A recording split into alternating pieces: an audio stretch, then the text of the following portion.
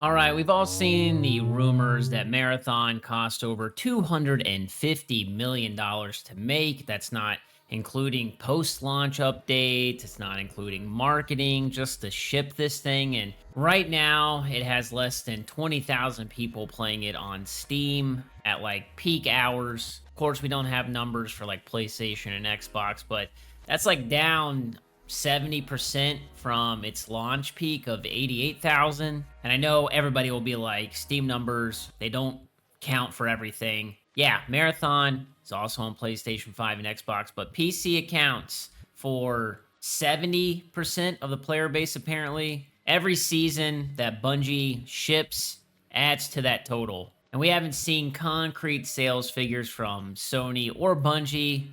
There are so many little analytics sites out there that say that the game sold roughly 1.2 million copies in its first 3 weeks and like 2 point something million copies since its actual launch. You know, for context, Concord, the game that everybody compares Marathon to, had a budget in the same range, and Sony canceled that after like 2 weeks. Marathon is not Concord. I cannot stress that enough. You know, the reviews from people actually playing the game are above like 85% on Steam. The people who are sticking around love the game, but the people who stuck around is doing a lot of heavy lifting in that sentence. Season 2 is called Nightfall. It drops in June. Bungie, obviously not going to call it a relaunch or anything. It's just the next season. Half the player base is calling Marathon like peak extraction PvP. The other half is just logged off and is playing something else. And then outside of that, you have the people who are just adamant about the game sucking and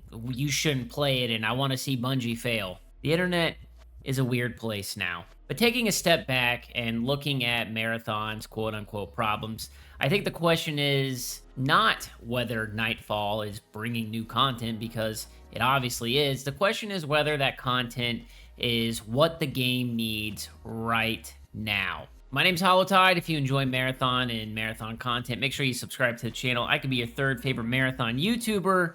I would love to hit 30,000 subs by the end of this year, and I think we can do it. I know a ton of you watch the videos. You leave comments and everything. YouTube isn't, you know, super subscription based anymore. It's all about recommended videos and stuff like that. But I would greatly appreciate your support. And if you don't want to miss an upload, make sure you turn on the little notification bell.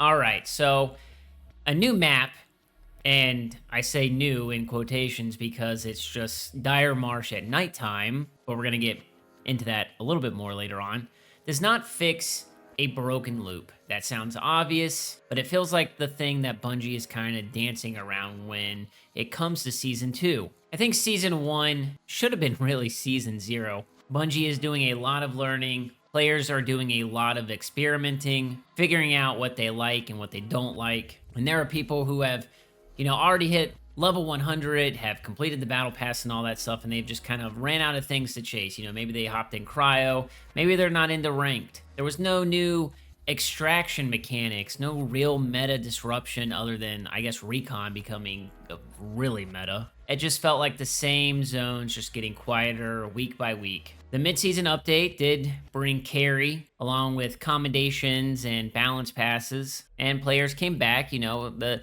player count went up for about 2 weeks, and then it started sliding again. And to me, that just means that Bungie manufactured a reason to log on without actually fixing the reason people stopped logging on. And then you have all these things compounding. Longer queue times, fewer matches. Fewer matches means slower faction progression. That means that gear gap between players who are, you know, veterans at the game, who have grinded, and someone who's really into only their third week of playing the game is just growing exponentially. And the analogy that I think that comes to mind is that players aren't hitting a wall. They're hitting a wall, and then while they're standing there looking up, trying to figure out how they're going to get over it, it just keeps getting taller and taller and taller. Solo players have been left out in the dust, man, between the direct and indirect rook nerfs and just how solo queue feels at the moment. I know that Marathon is built around trios and coordinated trios at that, and dropping it alone just gives you like, it's not even a harder version of the same game, it's just kind of a worse version. No, I know people say that the solo experience is a horror game, and to me, it is. It's very tension filled, and there are a few things that I don't love about it. Looking at you assassins who don't move the entire map and are just waiting for people to stomp around. And I know that content is designed around 3-player squads like, cryo and stuff like that. And that leaves solo players locked out of the thing that Marathon advertises as like its pinnacle activity. Now, cryo is weekend only. It's got some serious gear requirements and it expects teamwork. So going in as a solo player with crew fill, it's a fast way to lose your loadout, especially if you're just an average player or a casual player. Something that I think about a lot is in an interview, the game director, Joe, was asked whether Marathon would have a PvE mode. And his answer, extremely clear: Marathon isn't built for players who want a purely PvE experience. The maps have AI enemies, hazards, NPCs, but it's not a PvE mode. And that's a decision that Bungie made deliberately. And I do think that in one timeline, that argument probably makes sense. The genre of extraction shooters, they live on tension, and that tension comes from other players. And if you pull that player thread out, you just have like a, Destiny Strikes playlist kind of, with like no real stakes. And I really don't know if they just overestimated the player base that the game was built for, that committed, team coordinated, hardcore PvP player that lives for extraction. I just think that it's a smaller audience than Bungie or Sony anticipated. And look, the players that are asking for PvE content, they're not asking for Destiny 3. I don't think they want the game to become a PvE game. In reality, I think they're asking for somewhere to learn maps without losing gear, somewhere to test their builds without queuing into a ranked match, somewhere to play alone on a random Tuesday night without getting farmed by that 3-stack that's been grinding every single day since day one.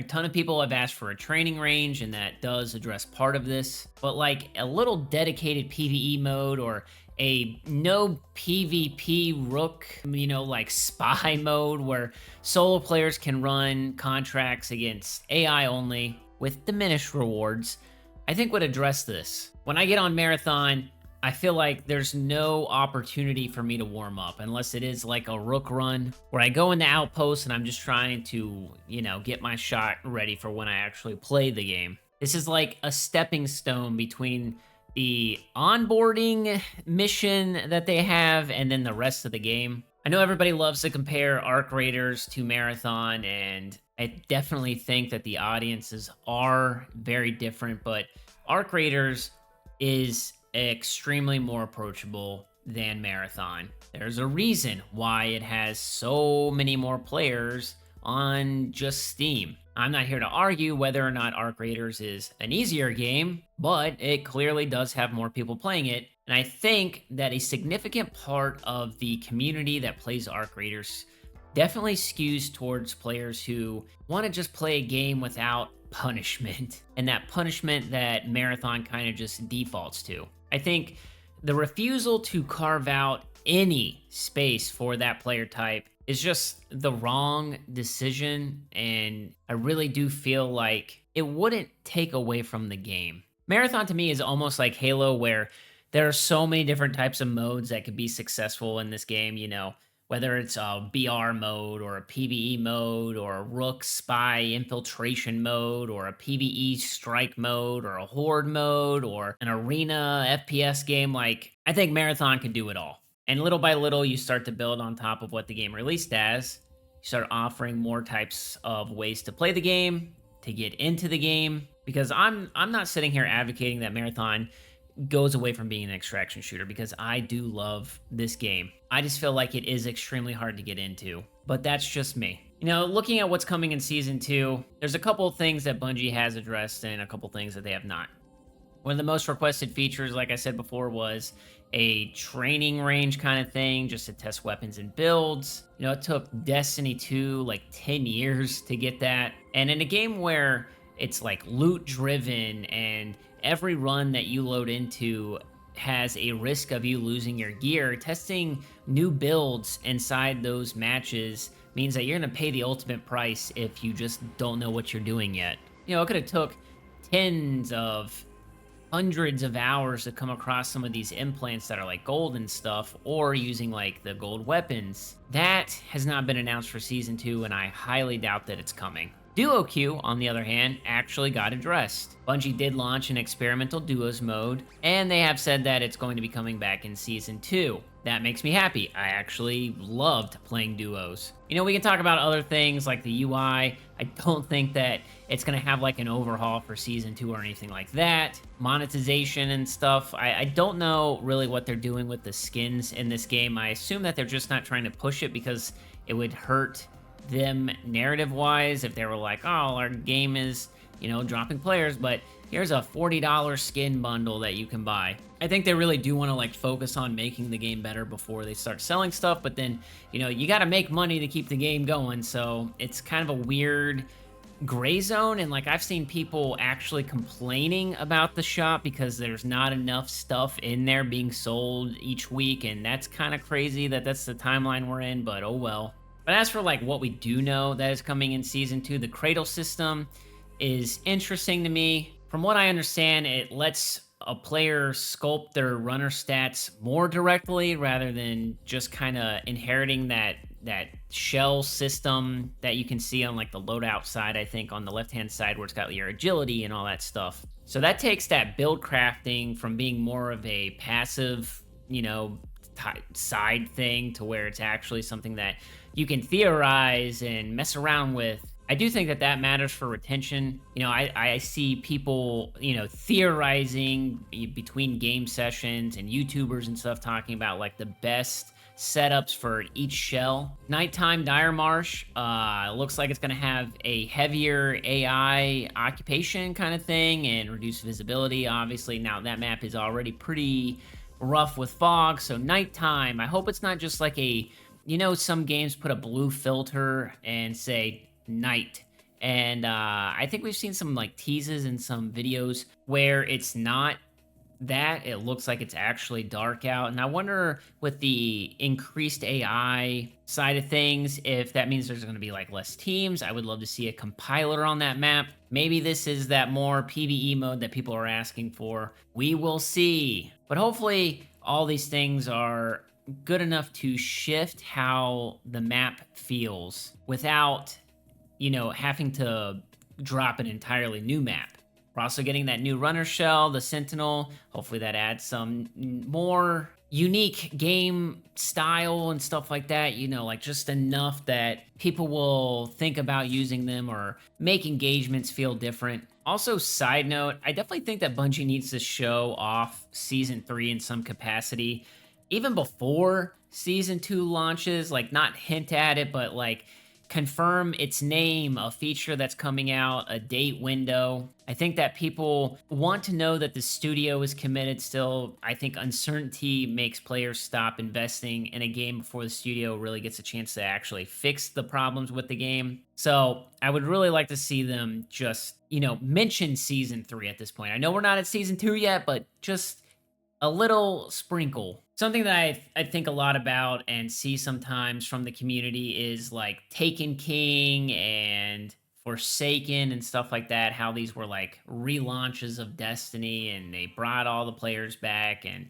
they reworked all these systems and stuff like that. And Bungie really does have a knack for delivering when their backs are up against the wall, but Season 2 is not the Taken King or Forsaken. It's not an expansion, it's just a free seasonal drop, a new zone, a shell, a build crafting system. And for players who already love the game, I think that's enough to just get back into it. But for the people who left, none of that really addresses why they left, if that makes sense. To me, the core game is good enough to survive. The gunplay is fantastic. I have a ton of fun in this game. I think the skeleton, the bones are fine, but what's broken around that skeleton that's surrounding the loop of the game, the little things that aren't in it or that don't exist, like the training range and stuff like that, those are the things that would get people back into the game. If these next few seasons can't close the gap between like a good extraction game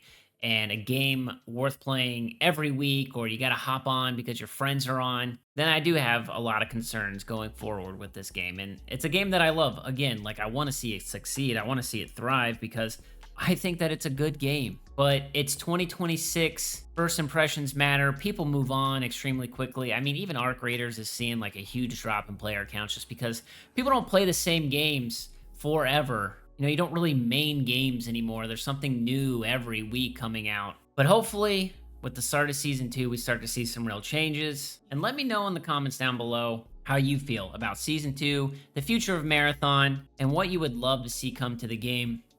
I'm very interested. I read every comment. Sometimes I also have the opportunity to actually pass recommendations from the community directly to developers, and I read every single comment. So just be respectful, and that's going to do it for the video, ladies and gentlemen. If you enjoyed, leave a like down below. If you're new to the channel, make sure you subscribe, and I will catch you all in the next one. Peace.